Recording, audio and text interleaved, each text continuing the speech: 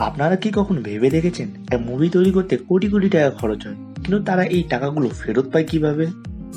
আজকে আমরা জানাবো যে একটা সিনেমা ঠিক কোন কোন পথে আয় করে।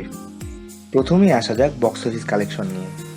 সিনেমা রিলিজের পর যখন দর্শকরা টিকিট কেটে সিনেমা দেখতে যায়, তখন সেখান থেকে একটা বিশাল অঙ্কের আয় হয়।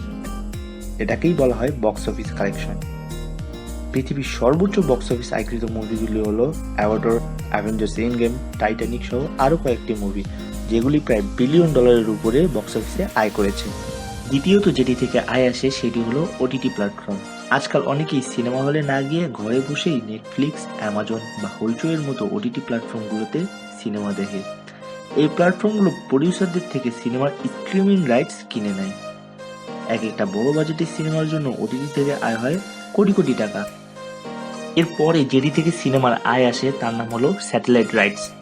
অনেক সময় সিনেমা মুক্তির কিছুদিন পরেই তা আমরা টিভিতে দেখতে পাই। কেন? কারণ টিভি চ্যানেলগুলো সেই সিনেমার সম্প্রচার অধিকার কিনে নেয়। এটাকে বলা হয় স্যাটেলাইট রাইটস।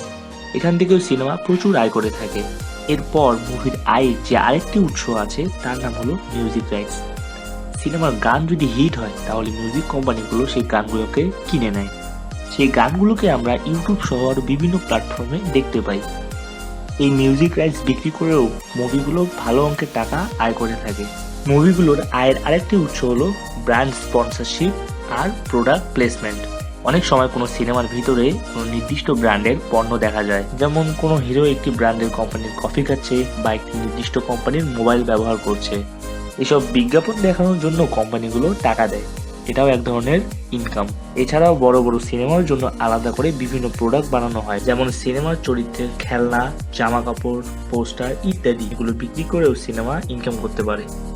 এর থেকে আমরা বুঝতে পারছি যে একটা মুভি হল থেকে শুরু করে মোবাইল স্ক্রিন পর্যন্ত প্রতিটা জায়গা থেকেই আয় করে থাকে।